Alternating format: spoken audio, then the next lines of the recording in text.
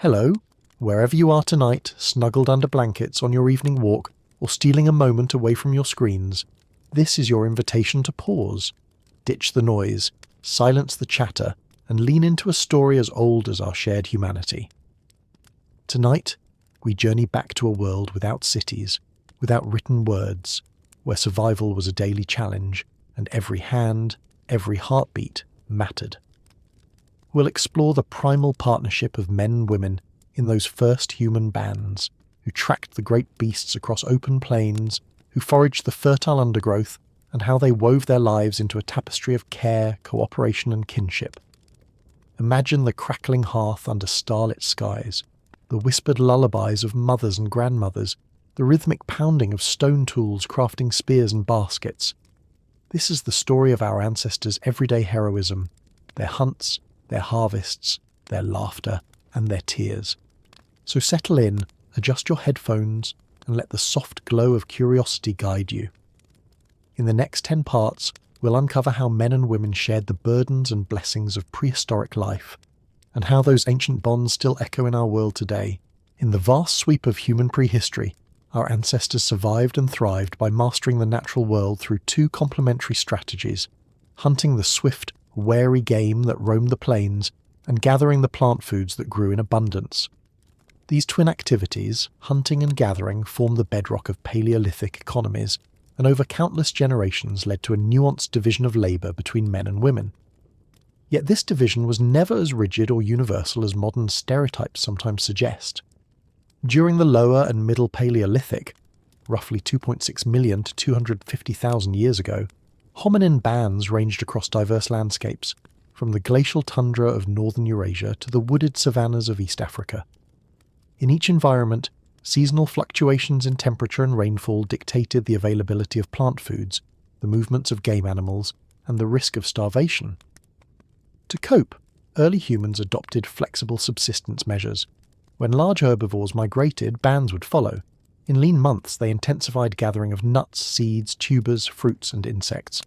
Over millennia, this required careful observation of plant cycles, animal behaviours, and climatic patterns. Hunting was typically undertaken by males, although archaeological and ethnographic evidence suggests that women also participated, especially when prey was small or in mixed groups. Men's hunts ranged from solitary ambushes with spears or clubs to elaborate group drives using fire, noise, and obstacles to funnel herds toward waiting hunters. The invention of the atlatl, spear thrower, around 17,000 BC, and later the bow and arrow about 12,000 BC, dramatically increased hunting range and success rates. Larger game provided rich returns. A single aurochs or mammoth could feed a band for weeks, but required cooperation, planning, and shared risk. Gathering, often led by women, provided the daily staples that sustained the group between hunts. Ethnographic studies of recent hunter-gatherers, like the Hadza of Tanzania or the Inuit of Arctic Canada, show that women commonly forage for tubers, wild grains, berries, nuts, roots, shellfish, and honey. These foods, though individually small in caloric return compared to a big kill, collectively offered more stable yields and lower risk. Plant foods couldn't run away. Gathering trips were often cooperative as well, with several women and older children travelling together, sharing tools, digging sticks, baskets, and knowledge of patch locations. In many regions, specialists seasonalised their work. In spring and summer, when berries and almonds ripened and small game proliferated, women and children might forage far afield, leaving men free to track larger animals. In winter, when vegetation was scarce, hunting focused on species that could be lured into traps or captured at watering holes. Storing dried fruits, nuts, and smoked meat in caches minimised the risk of famine. This seasonality meant that maternity did not preclude foraging. Women timed their efforts around pregnancy and lactation, often supported by their husbands and the wider band. Most important, the division of labour was a division of complementarity, not hierarchy. Men's bulky game and women's steady harvests were both crucial. If a male hunter failed for several days, due to injury, bad luck, or environmental downturn, women's gathering could buffer the shortfall. Conversely, in drought-stricken years when plant yields collapsed, male hunters might range more widely, share meat more evenly, and even assist with toolmaking or childcare. In small Paleolithic bands, The care and socialization of infants and children lay at the heart of group resilience. Unlike the solitary rearing common in many modern societies, early humans depended on a system of alloparenting, where individuals other than the birth mother helped carry out caregiving tasks. This cooperative breeding strategy not only lightened the mother's load, but also fostered complex social bonds and accelerated the transmission of skills critical for survival. Alloparenting and cooperative breeding. From the moment a child was born, care became a shared responsibility. Grandmothers, aunts, older siblings, and unrelated band members took turns feeding, holding, and soothing the infant. Ethnographers studying the Hadza and Akyar peoples have documented that as many as 5 or 6 different caregivers might attend to a single baby within the first months of life. This pooling of resources ensured that nursing mothers could forage or rest, fathers could hunt, and the community could maintain a constant watch for predators. In effect, every adult, regardless of gender or kinship, played a role in nurturing the next generation. The baby carry, mobility and safety. Mobility defined hunter-gatherer life. Bands packed up their temporary camps and followed game herds or seasonal plant resources. To accommodate infants, early humans innovated solutions such as cradle boards, woven slings, and animal hide wraps. These carriers kept babies close to a caregiver's body, offering warmth, comfort, and protection, while leaving hands free for tool-making, gathering or carrying water and firewood. Archaeological finds of polished wooden sticks and bone toggles dating back over 30,000 years hint at the early sophistication of carrying technology. Daily routines of feeding and hygiene breastfeeding remained the primary source of nutrition for the first 2 to 3 years of life. Extended lactation provided essential antibodies and minimized periods of nutritional vulnerability. When complementary foods were introduced, mashed tubers, ground seeds, or pounded nuts, they were often pre-chewed by adult women to create modest gruels. Hygiene involved gentle bathing in rivers or lake shallows, rubbing skins with plant oils or animal fats to repel insects, and using clean leaves or sand as natural absorbents. Through these routines, children learned to associate care with touch, taste, and scent, laying foundations for secure attachment. Emotional bonds and the secure base. Psychologists describe the secure base as the trust that infants place in caregivers to return if they wander. In Paleolithic life, this bond was constantly reinforced. A crying baby would be scooped up immediately by the nearest adult, whether that person was the mother or an aunt. Such responsiveness instilled in children a sense of safety and belonging. As toddlers began to toddle after foragers, they relied on quick glances back toward a familiar caregiver. These early emotional experiences underpinned lifelong patterns of trust, cooperation, and empathy. Early learning. Play as preparation. Play was far more than leisure. It served as primal rehearsal for adult roles. From as early as 1 year old, children imitated gathering by clutching handfuls of grass, berries, or pebbles, carrying them back to a mock camp. Little girls mimicked their mothers by pretending to pound tubers in miniature mortars fashioned from hollowed stones. Boys chased small reptiles or insects, honing their tracking gaze and swift reactions. Through playful teasing, gentle wrestling, and hide-and-seek around fallen logs, children developed motor skills, spatial awareness, and social rules of turn-taking and fairness. Language acquisition and storytelling. While the origins of syntax remain debated, the emergence of proto-language likely occurred in social contexts centered on childcare. As mothers and alloparents sang lullabies, told simple tales of past hunts, or named plant foods, children absorbed vocabulary and melodic rhythms. Nursery chants, short refrains combining pitch, rhythm and gesture, supported memory and strengthened bonds. By age 4 or 5, youngsters could recount rudimentary stories of proud hunts or trickster animals, often embellishing details. These narrative practices cultivated imagination and laid the groundwork for the creation of complex myths and communal histories, teaching by example, tool use and technique. Instead of formal instruction, early humans relied on learning by observation. Children watched elders knap flint into razor-sharp cutting edges, practice friction fire techniques, or weave simple grass mats. Attentive gazes and the occasional guiding hand allowed them to internalize motions which they then rehearsed on stones, sticks, or clumps of clay. Mistakes were met with gentle correction. A flint shard too blunt would be demonstrated again, or a poorly spun cord would be carefully unwound and retwisted by a parent.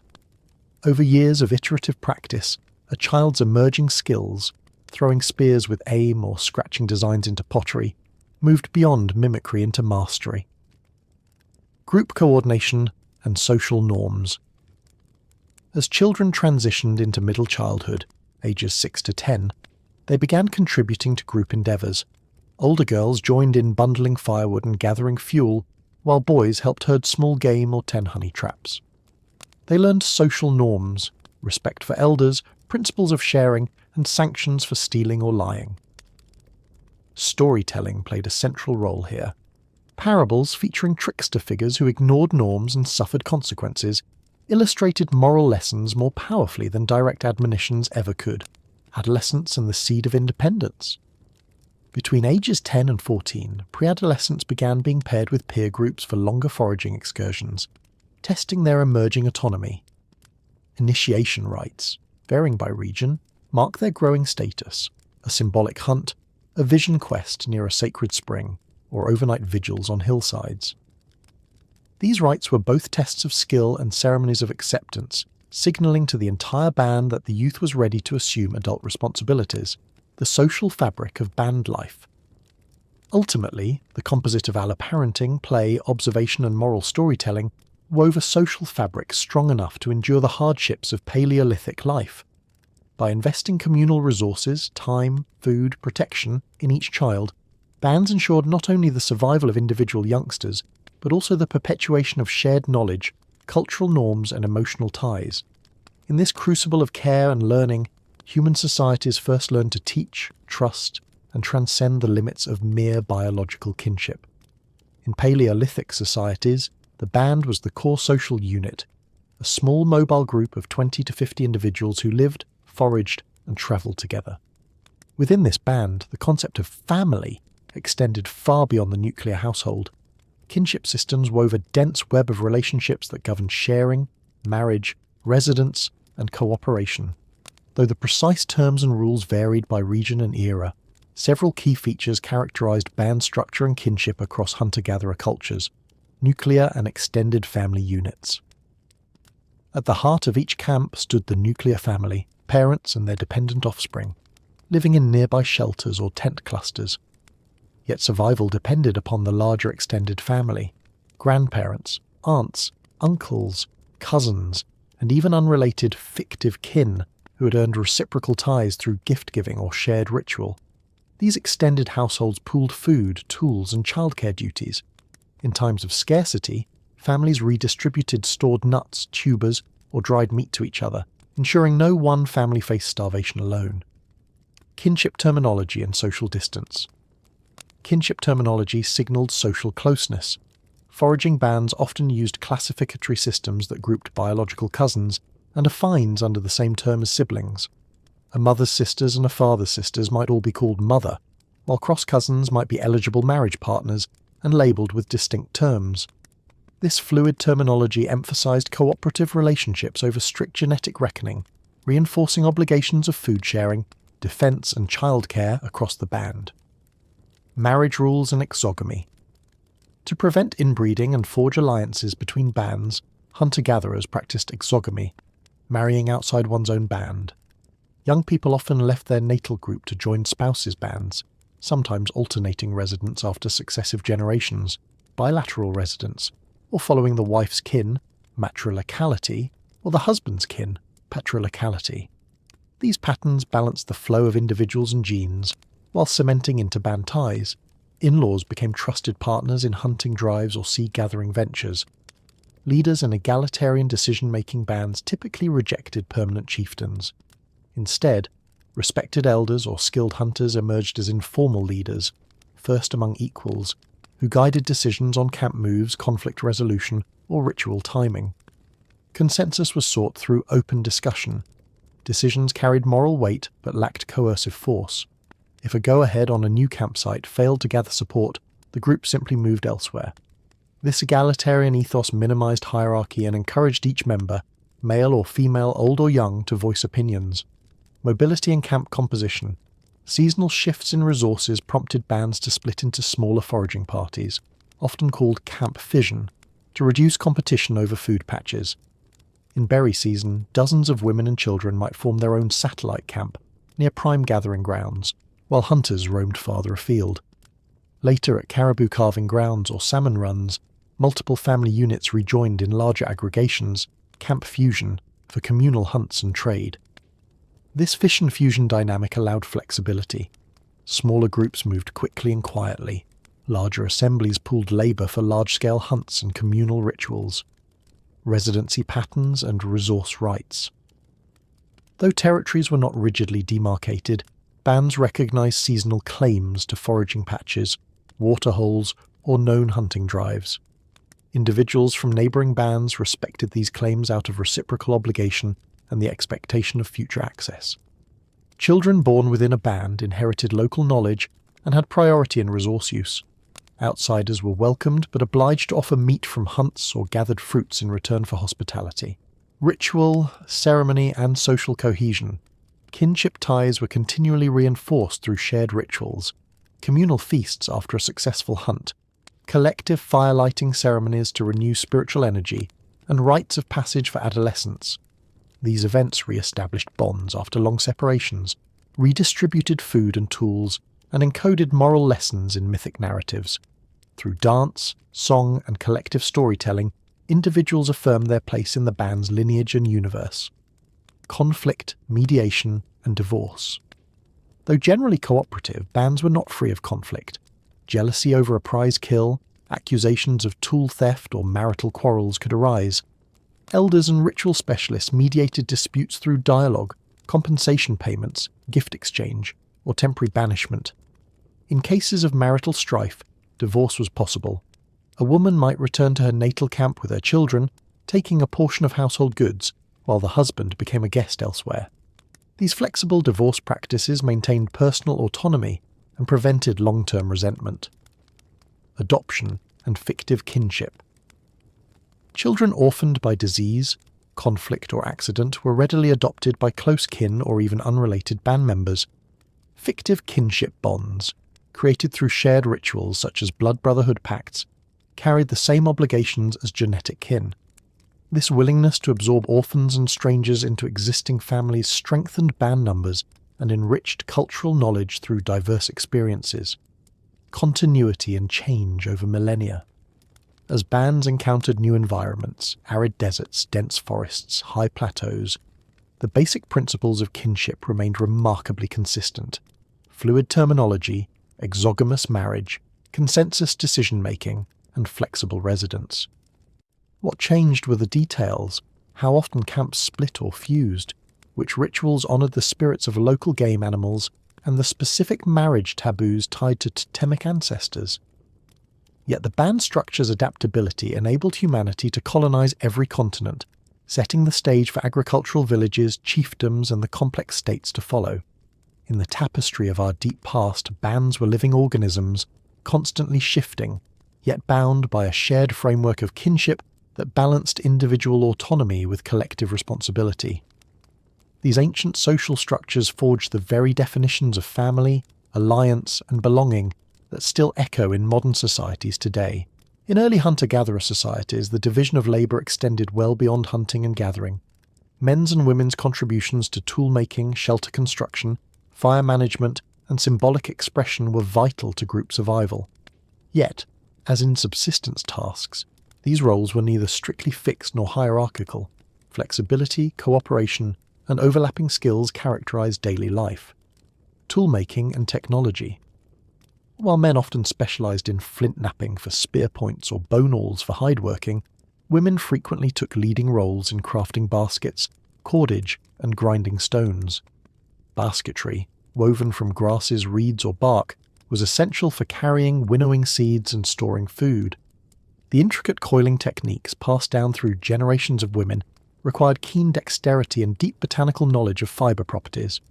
Meanwhile, cordage made from plant fibres or animal sinew bound tools together secured shelters and formed simple traps.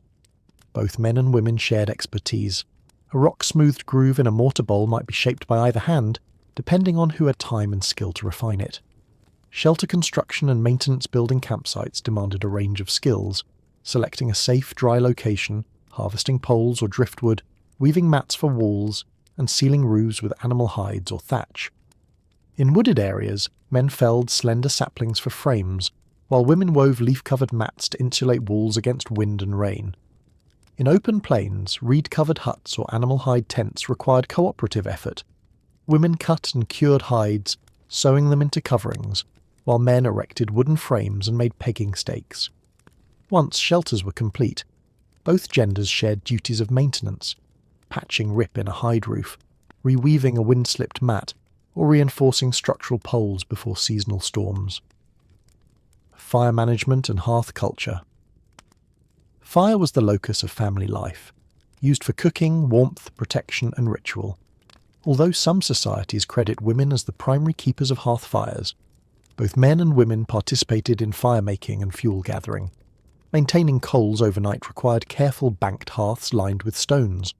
Women often tended the embers, adding dry grass or small twigs to sustain a low, safe glow. Men might travel farther to collect larger logs or scouting for dry driftwood along riverbanks. The hearth also served as gathering space for storytelling, tool sharpening and child play, an arena of social exchange where gender boundaries blurred in communal life. Symbolic activities, ritual, ornamentation and art. Symbolic expression, through body adornment, rock art and ritual objects, played a central role in band cohesion and spiritual life. Women crafted beads from shell, bone and stone, stringing them into necklaces that signified marital status, age group or clan identity. Men carved figurines, incised hunting scenes on cave walls, and fashioned masks for seasonal ceremonies.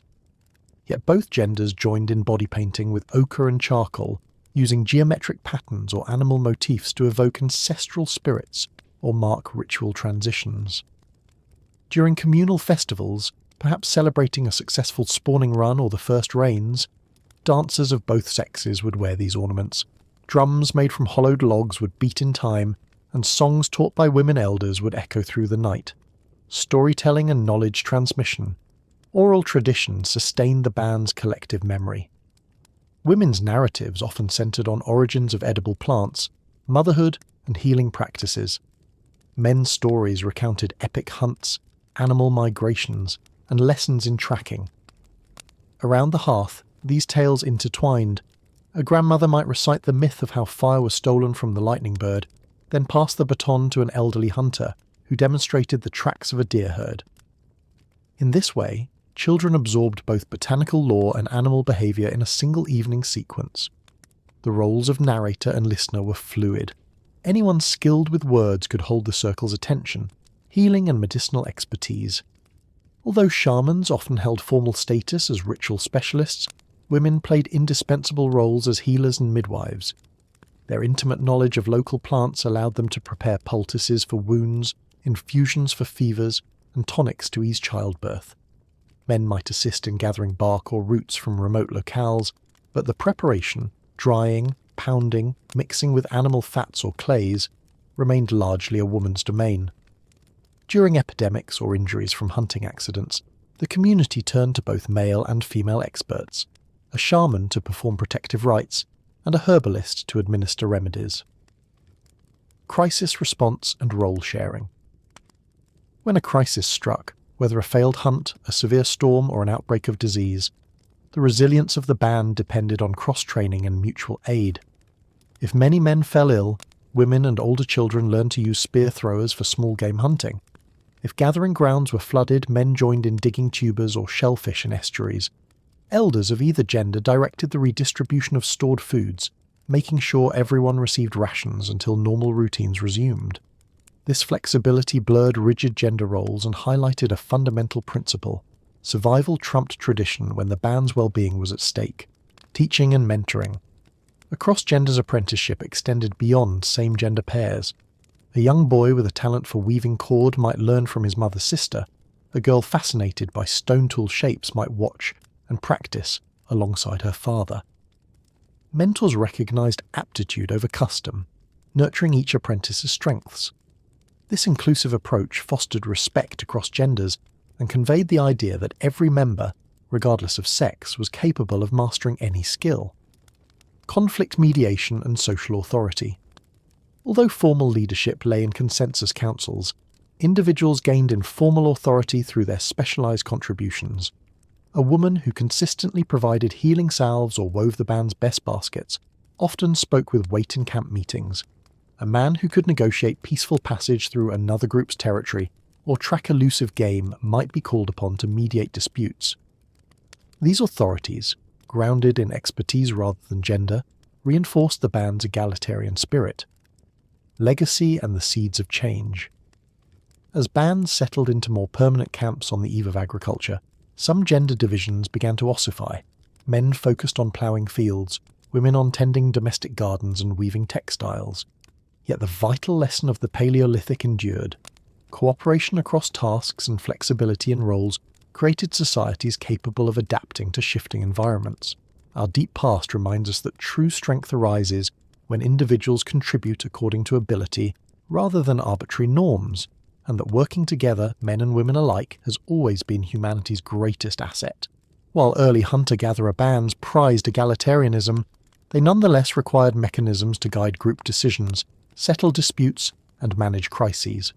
Authority rested not in coercion or hereditary rank, but in personal qualities: experience, skill, judgment, and moral standing. Through consensus-based deliberation, ritual sanctions, and mediation by respected elders or ritual specialists, bands maintained social harmony while preserving individual autonomy. Egalitarian ethos and first among equals. Bands generally rejected permanent chiefs or formal hierarchies. Instead, certain individuals, often those with years of successful hunting, deep environmental knowledge, or spiritual acumen, earned deference in specific domains. A master flint knapper might lead discussions on tool procurement, a skilled tracker would advise on migration routes, an elder with many winters would preside over ritual timing. Though others respected their counsel, no one wielded coercive power. A leader's influence derived from demonstrated wisdom and generosity, not from birthright or force. Consensus-based decision-making. Major decisions, when to move camp, which valley to explore next, or how to allocate scarce resources, were reached through open dialogue. Gathered around the hearth or a designated meeting spot, band members voiced observations. The reeds by the river are nearly spent. Preferences: I vote to move toward the oak groves. And concerns: storm clouds gather from the west. The group weighed pros and cons until a consensus emerged. If unanimity proved elusive, those in the minority often acquiesced to avoid fracturing the band, trusting that future discussions would address their interests. Seasonal councils and informal gatherings. Decision-making could take place anywhere, but bands sometimes designated times, such as the first full moon after salmon runs, for more formal councils. These gatherings reinforced social bonds and allowed dispersed foraging parties to reunite. In addition to logistical planning, councils offered opportunities to rehearse ceremonial dances, distribute newly carved tools, and share oral histories. Because these meetings blended practical deliberation with communal celebration, they strengthened both social cohesion and collective memory. Ritual specialists and the spiritual dimension. Shamans, medicine people, or ritual elders held specialized knowledge of trance techniques, spirit world journeys, and ritual songs. Though not political rulers, their guidance influenced decisions when perceived threats, drought, disease, failed hunts, required spiritual intervention. A shaman's vision quest, undertaken alone at a sacred site, might reveal directions for relocating camp, identify the animal whose spirit needed appeasement, or prescribe ritual offerings. Band members honoured these insights through communal dances, painted rock altars, or temporary taboos on certain foods until balance was restored. Conflict sources: scarcity, jealousy, and infidelity. Even in tightly knit bands, conflicts arose. Scarce resources, dried meat caches or honey-rich hollows, could spark jealousy. A hunter charging too high a share for his kill, or a gatherer hoarding tubers for her own family, disturbed sharing norms. Marital tensions erupted when one partner suspected infidelity or stinginess. Words alone sometimes festered into sharper disputes when insults flew or reputations suffered. Yet because social bonds were essential to survival, Outright violence remained rare. Most conflicts were resolved before escalation, mediation, and restorative practices. When disputes occurred, bands turned to respected mediators, often elders or ritual specialists. Through structured dialogue, each party spoke their grievances while others listened. Compensation in the form of gifts, a well-made basket, a buried cache of roots, a symbolic totem, could restore balance. In cases of perceived spiritual offence, a public ceremony cleansed the wrongdoer's spirit and reaffirmed communal solidarity. These restorative practices aimed not at punishing, but at healing relationships and preserving the band's unity. Temporary banishments and reconciliation. For intractable conflicts, a wrongdoer might face temporary banishment, exclusion from camp for a short period. During this time, the individual subsisted on minimal rations and travelled alone or with a small escort to hunting grounds. Banishment served both as a cooling-off period and a reminder of interdependence. Survival alone was precarious. When time had softened anger, the individual returned with gifts, perhaps a fresh kill or a set of carved tools, and underwent a small reintegration ritual, often involving communal sharing of food and the symbolic planting of a sacred branch. Collective responsibility and mutual monitoring. Maintaining social order was everyone's concern. Band members vigilantly monitored each other's behaviour, watching for hoarding, slander, or breaches of ritual protocol. Subtle signals, a raised eyebrow, a whispered aside, alerted the community when someone strayed from accepted norms. Because ostracism threatened one's ability to forage, access water, or receive childcare, individuals internalised community ethics early on.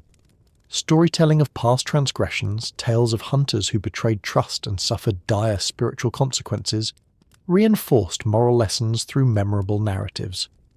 Role of children and adolescents in dispute resolution. Even youth observed communal norms. Children who witnessed corrective dialogues learned the art of peaceful negotiation. Adolescents, nearing full adult status, often acted as peacemakers among their peers during sibling-like skirmishes. Through mock mediation in play, where a child might adjudicate a quarrel over a game of pretend hunt, they rehearsed vital skills for managing adult disputes. By the time of formal initiation, youths appreciated the value of dialogue, reciprocity, and compromise. Leadership in crisis, collective mobilization. When disaster struck, a marauding predator, a sudden flood, or an epidemic, leadership coalesced around those with relevant expertise. A hunter who knew the terrain directed evacuation routes, a shaman led collective healing ceremonies, skilled gatherers organised emergency rations. These roles overlapped. Elders offered logistical counsel, while peers rallied everyone to perform duties beyond their usual tasks. In the crisis's aftermath, the band held special commemorations to honour those who had saved lives, reinforcing gratitude and strengthening social bonds. In these ways, Paleolithic bands balanced individual freedom with collective order. Authority lay not in rigid hierarchies, but in personal merit, communal dialogue, and shared responsibility. Disputes were seen not as threats to be eradicated, but as opportunities to reaffirm social ties through mediation and ritual. Through these practices, our ancestors forged resilient, adaptive societies, capable of navigating both the perils of the natural world and the complexities of human relationships. As children grew beyond their early years, they entered new stages of learning and social responsibility. These transitions, marked by gradual increases in autonomy and overseen by the entire band, culminated in formal or informal initiation rites. Through these rites, adolescents passed from the safety of childhood into the privileges and duties of adult membership, establishing identity, allegiance, and roles within the group. Stages of childhood development. Childhood among hunter-gatherers unfolded in recognisable stages. Early childhood, ages 3 to 5, focused on mastering basic mobility, speech, and simple gathering tasks under close supervision. Middle childhood, ages 6 to 9, expanded into cooperative ventures, carrying small loads of berries, assisting elders in camp chores, and practicing basic tool use. Pre-adolescence, ages 10 to 12, ushered a tipping point where children began long foraging forays with same-sex peers, girls collecting firewood and small game, boys tracking rodents or fishing at stream edges. Each stage built upon previous skills, with elders calibrating tasks to children's growing strength, dexterity, and judgment. Learning through observation and participation. Rather than formal schooling, education occurred through peripheral participation. A 10-year-old boy shadowed his uncle on hunting trips, quietly observing how wind direction, spoor, and animal behaviour converge to make a successful stalk. A girl of similar age joined her aunt at dawn to gather roots, learning to recognise edible species by leaf shape and scent. When tasks proved too difficult, splitting hard nuts or removing an animal's hide, children returned to simpler chores, reinforcing confidence until readiness for more complex work arrived. This gradual immersion ensured that by adolescence, each youth had a working repertoire of vital survival skills, gendered and gender-fluid training.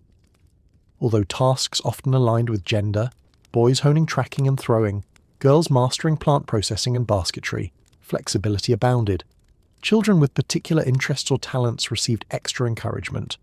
Boys with fine manual dexterity learned cordage and beadwork alongside girls. Girls with keen spatial reasoning practiced spear throwing and simple traps.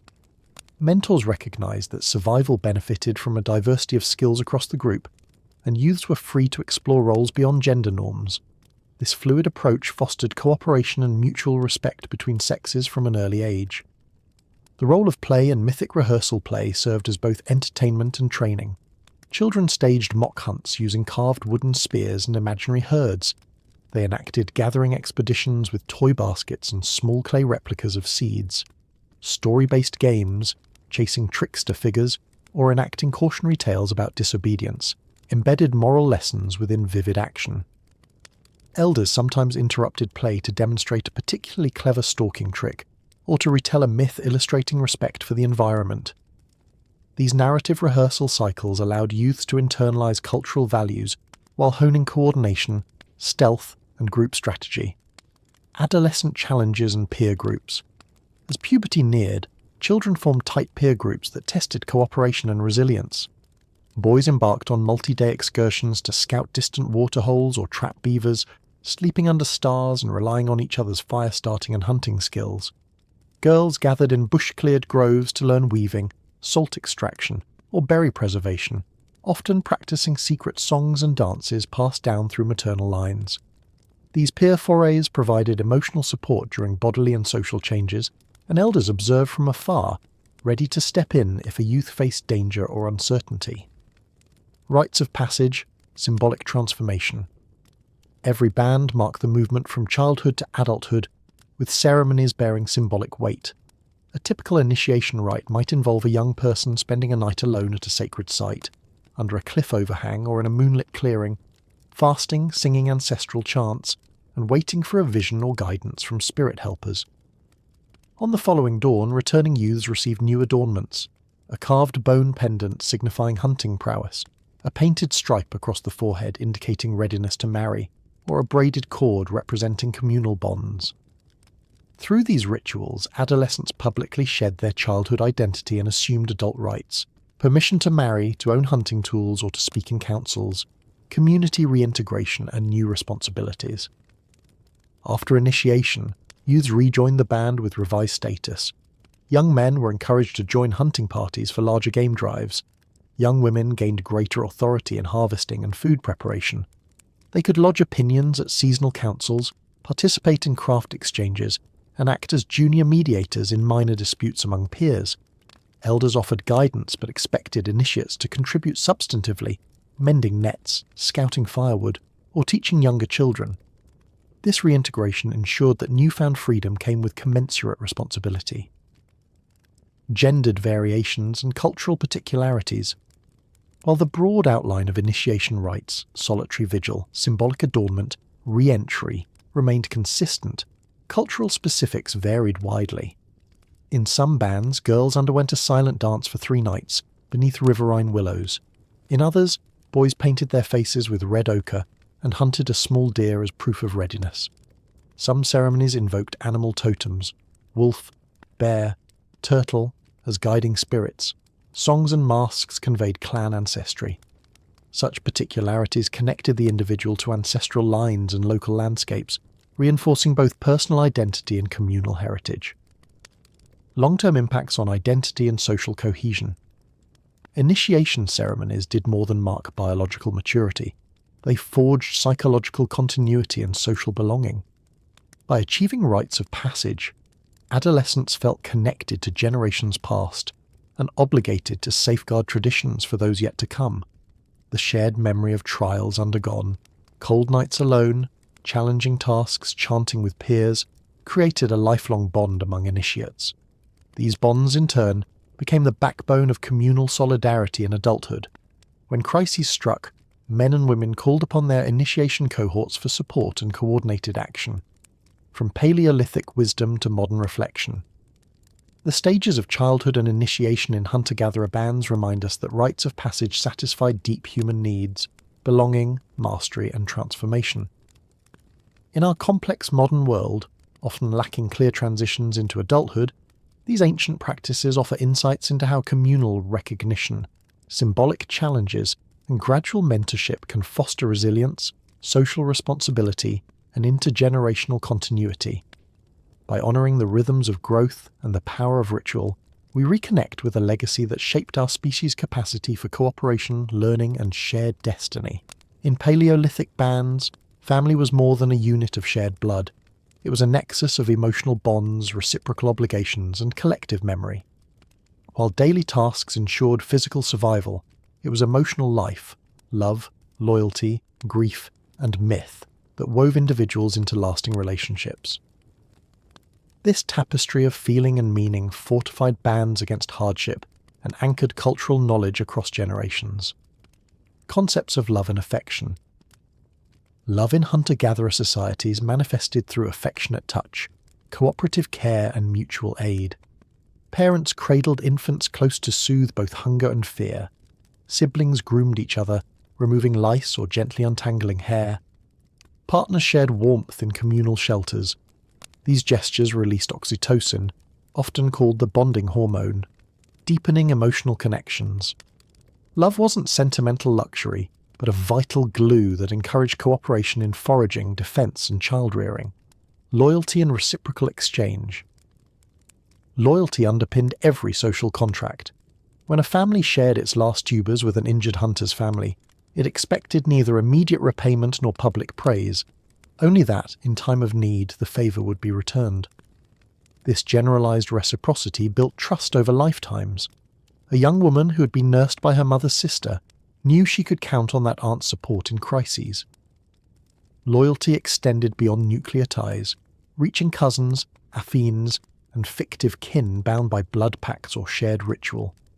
The ethic of sharing was both a moral imperative and a survival strategy. After a successful hunt, the meat was divided evenly, no matter who had made the kill, reminding everyone that collective effort, from tracking to butchering to cooking, generated the bounty.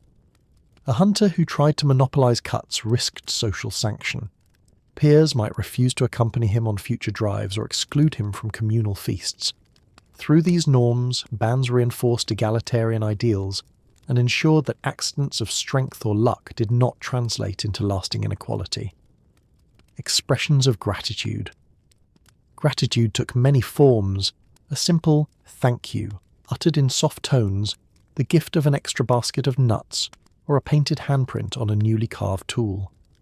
Following communal tasks, constructing a shelter or lighting a large fire, bands often held small feasts where each contributor received tokens, a sharpened bone, a pouch of dried fruit, acknowledging their work. These rituals of thanks reaffirmed bonds and discouraged envy. Coping with child loss and grief, despite high infant mortality, bands did not bury child loss in silence. When a child died, family and friends shared caregiving duties to comfort the bereaved parents. Mothers and grandmothers held collective vigils, recounting the child's first steps or earliest words. Communities erected simple memorials, stones placed in a circle, a bed of leaves at the camp's edge, to honour the lost and remind survivors that memory was a form of immortality. Through shared mourning, emotional wounds healed more slowly but never alone. Rituals of remembrance. Periodic ceremonies kept ancestral spirits close. On moonlit nights or during seasonal gatherings, bands recited names of those who had passed, sang laments accompanied by rhythmic drum beats, and offered small portions of food at symbolic hearths. These acts sustained a living dialogue with forebears, reinforcing continuity and teaching younger members the values embodied by their ancestors: bravery, generosity, wisdom.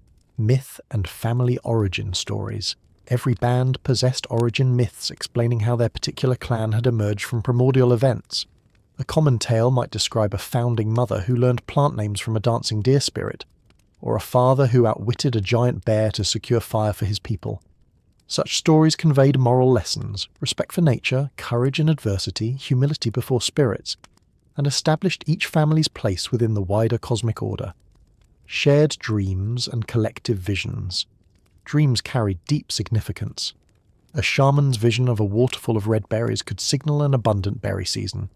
A youth's dream of a painted bird might inspire a new clan emblem. Families gathered to share significant dreams around the hearth, interpreting omens collectively. These shared visions reinforced empathy by listening to each other's fears and hopes, and bound individuals into a web of mutual concern for future well-being. Playful affection and social learning. Laughter and play nurtured emotional intelligence. Siblings tickled, chased, or teased one another, experimenting with boundaries of trust and consent. Elders joined in boisterous games of hide and seek, teaching children the exhilaration of discovery and the patience of waiting. These playful exchanges honed nonverbal communication, eye contact, facial expression, tone of voice, and prepared youths for the complex social negotiations of adulthood. The emotional legacy of kinship. In the Paleolithic band, family ideals and emotional life were inseparable from survival. Love ensured cooperation in dangerous hunts. Loyalty guaranteed mutual aid during illness. Shared grief strengthened communal resilience. Myth and memory transmitted values across time. This deeply effective social world shaped our species' capacity for empathy, storytelling, and cultural continuity. Even today, echoes of these ancient emotional systems resonate in our love for family gatherings, our rituals of remembrance, and our stories of where we come from. Testaments to a heritage forged in the crucible of prehistoric life. Environments shaped not only what early humans ate and how they clothed themselves, but also the very patterns of their social life.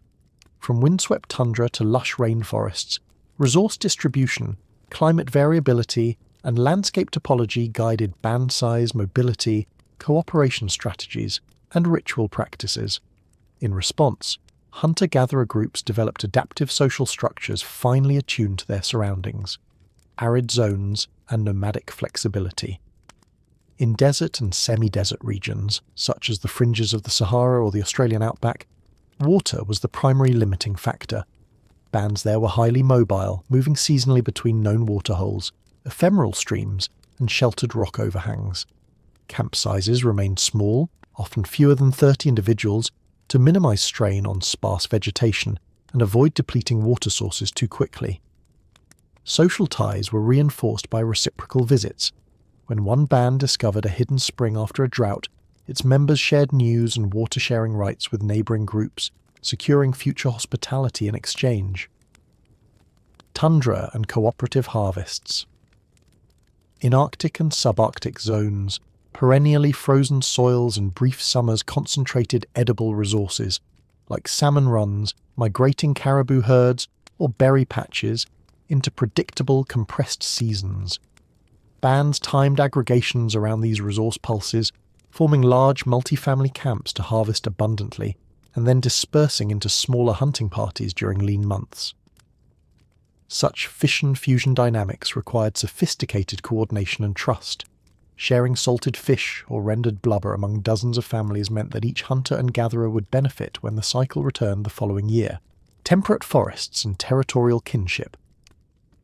In deciduous woodlands of Europe and North America, stands of nut-bearing oaks, maple sapfloes, and game-rich underbrush were often subject to territorial claims. Bands marked seasonal claims through ritual dances beneath grove trees or by painting symbolic totems on prominent rocks. These rituals signaled to adjoining groups that a particular valley or stand of forest was being harvested, discouraging intrusion during peak seasons. Kinship ties, exogamous marriages linking clans across watersheds, ensured that although exclusivity reigned in autumn nut harvests, Alliances guaranteed reciprocal access in other seasons. Tropical rainforests and microband cohesion. Rainforests offered high biodiversity but low density of any single resource. Bands here tended to remain small, rarely exceeding 20 individuals, and to rotate frequently among hunting grounds, fishing streams, and wild yam groves. Mobility depended on intricate knowledge of paths and fruiting schedules, held collectively in elders' memories. Extended kin networks across riverine corridors provided safety nets. When one family depleted its local patch, cousin bands upriver welcomed them, sharing cassava gardens and nut groves, then returned the favour later in the season. Mountainous terrains and vertical mobility. In upland and montane regions, from the Himalayas to the Rockies, bands moved vertically as temperatures and resources shifted with elevation. Spring and summer found them foraging wild grains and hunting mountain goats at high altitudes. Autumn and winter drove them to lower foothills for tubers, nuts, and sheltered river valleys. This vertical migration necessitated strong social cohesion.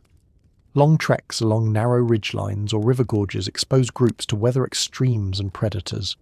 Shared lookout duties, collaborative fire building in rocky encampments, and weaving communal shelters from branches and animal hides exemplified how environment demanded heightened cooperation.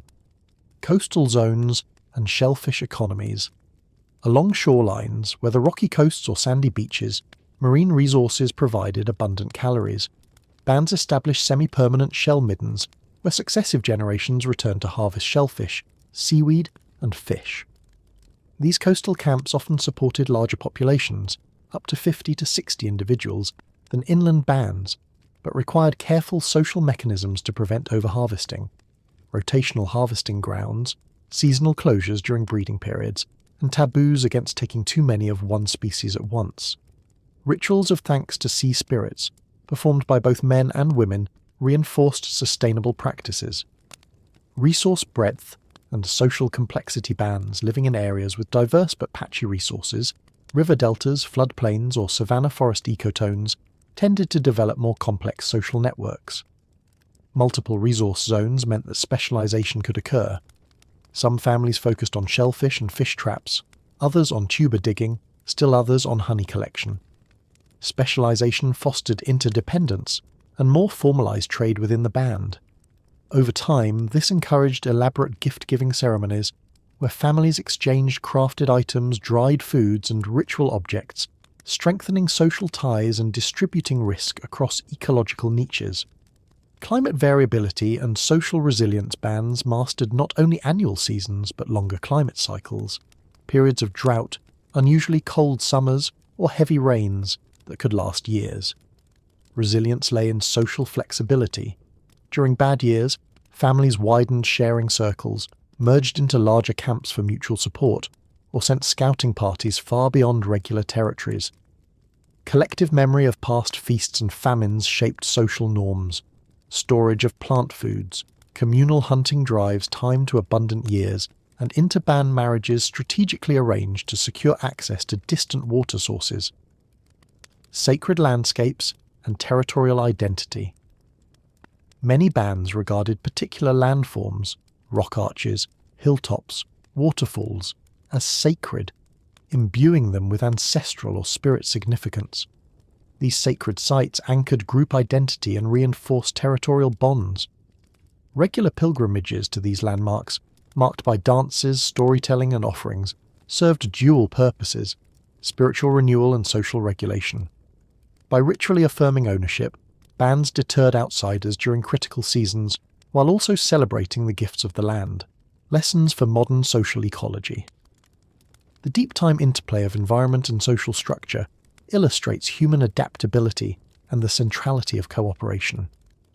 Modern societies, facing climate change and resource pressures, can draw on these Paleolithic lessons: flexible alliances, rotational resource use, equitable sharing norms, and the sacralization of natural guardianship.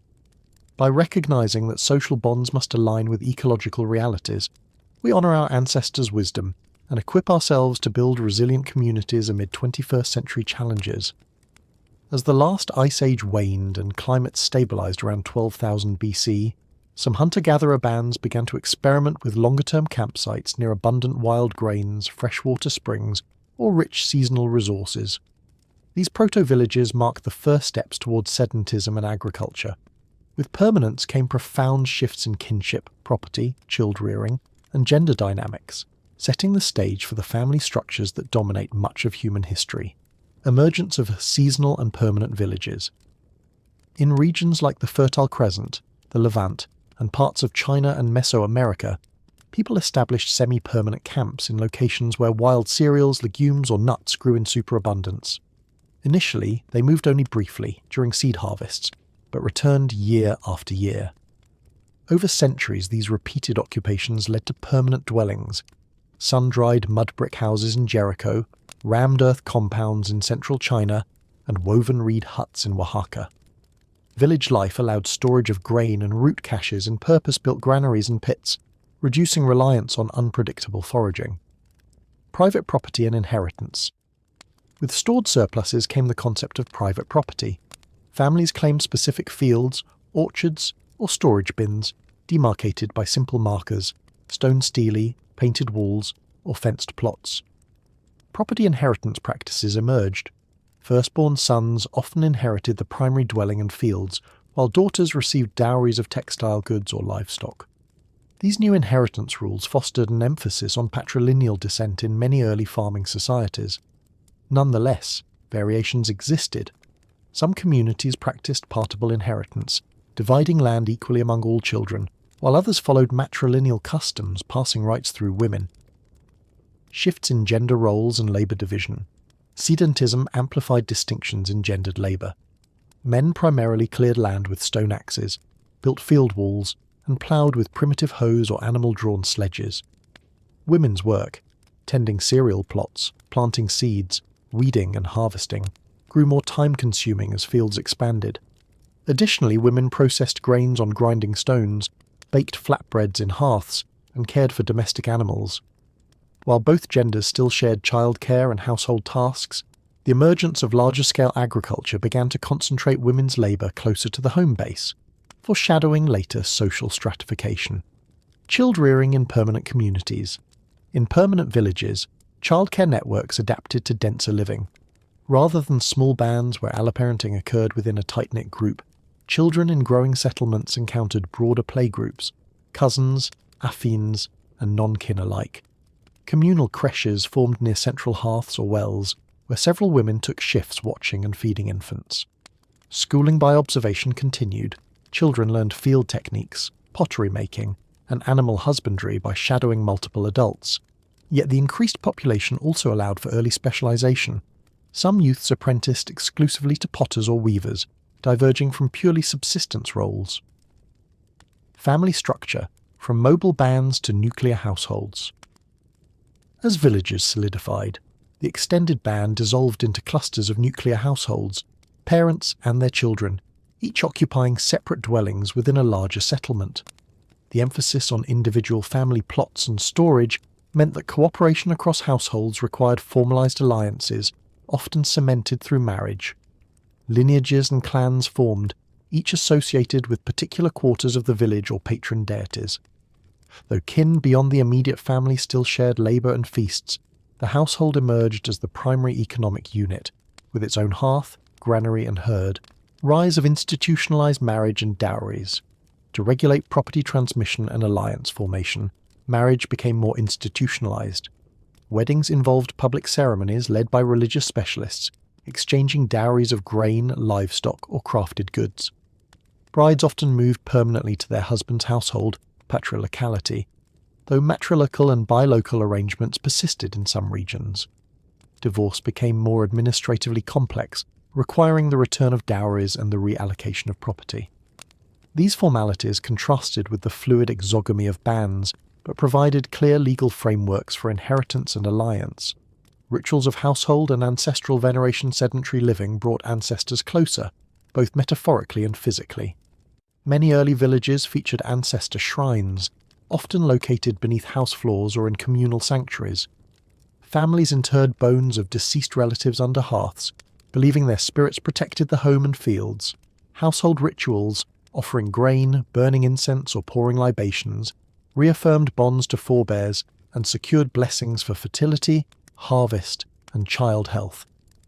This ancestral focus strengthened familial identity and long-term commitment to one place, economic stratification and social inequality. The capacity to generate and store surplus food eventually produced social stratification. Some households amassed larger grain stores or herds, acquiring prestige goods, ornate pottery, polished stone tools, or shell ornaments from distant regions. Wealth disparities fostered emerging elites who could command labour for large-scale projects, irrigation ditches, defensive walls, or communal granaries. While most families retained access to basic resources, inequality introduced new dynamics. Labour tenants worked land for wealthier households, and political leaders emerged to adjudicate disputes and organise collective tasks. Impacts on child socialisation and education. With social complexity, child socialisation expanded beyond survival skills. Children learned civic duties, participating in communal festivals, serving in temple corvée, or assisting in craft guilds. Gendered schooling became more structured. Boys might study under scribes in proto-schools, while girls learned weaving and food preparation in female-led workshops. These educational innovations built social cohesion in larger communities, yet reduced the alloparenting intimacy of band life, replacing it with institutional frameworks and specialised instructors. Legacy of Sedentism, foundations of the modern family. The transition from mobile bands to settled villages transformed human social life in enduring ways. The nuclear household, private property, formal marriage, and inheritance systems became bedrocks of most subsequent societies. Yet echoes of Paleolithic cooperation persisted in communal labour exchanges, ritual kinship ties, and cultural values of sharing during festivals. By understanding this transition, we glimpse how the modern family, its benefits and constraints, emerged from adaptations to new economic realities. This legacy reminds us that family forms are neither fixed nor universal, but evolving responses to the landscapes we inhabit and the resources we steward. As we stand at the crossroads of unprecedented technological growth and global challenges, the story of our Paleolithic ancestors offers enduring lessons on resilience, cooperation, and social harmony. Though separated by millennia of cultural evolution, the values and practices that sustained small bands of hunter-gatherers remain remarkably relevant. By examining these deep-time insights, we can reimagine modern family life, community structures, and our relationship with the environment. Flexibility and social roles. Early bands thrived because individuals embraced multiple skills and adapted roles as needed. Men hunted or gathered, women gathered or hunted. Healers were both male and female. Elders served as teachers and mediators. In contrast, modern societies often compartmentalize careers and limit individuals to narrowly defined roles. Embracing flexibility, encouraging multidisciplinary learning, cross-training in household tasks and shared leadership, can foster innovation and reduce societal rigidity. When families divide chores not by tradition but by interest and aptitude, they mirror the adaptive resilience of hunter-gatherers, egalitarian sharing and mutual aid. The ethic of sharing underpinned Paleolithic survival. No hunt was celebrated until meat was shared equally. No gatherer hoarded tubers for just one household. In our world of widening inequality, revisiting principles of generosity and mutual aid can address resource disparities. Community food sharing initiatives, time banks where neighbours exchange skills, and cooperative ownership models echo ancient sharing norms. By treating surplus as communal opportunity rather than individual hoard, we reinforce social bonds and collective well-being.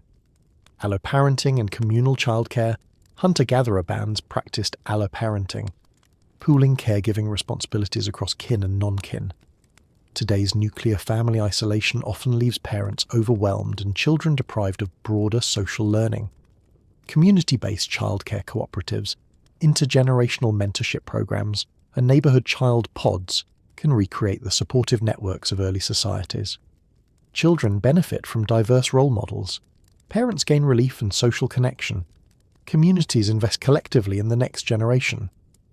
Consensus-based decision-making decisions in early bands emerge through inclusive dialogue rather than top-down mandates. While modern democracy institutionalizes voting, Many organizations and families still rely on executive decrees. Adopting consensus or sociocratic models, where every voice is heard and decisions move forward with broad agreement, can enhance participation and trust. Whether choosing where to vacation, how to allocate household budgets, or setting corporate strategy, seeking collective input nurtures ownership and reduces conflict. Ritual and shared memory.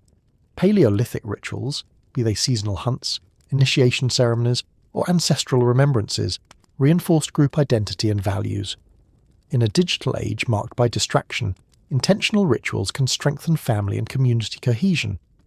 Annual feasts celebrating harvests, regular storytelling nights, neighbourhood gratitude circles, or simple daily family rituals, shared breakfast, bedtime reflections, foster a sense of belonging and continuity, echoing the storytelling fireside of our ancestors, integration with nature.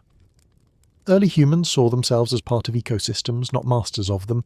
They honoured sacred landscapes, respected animal spirits, and regulated harvesting by taboos and seasonal closures.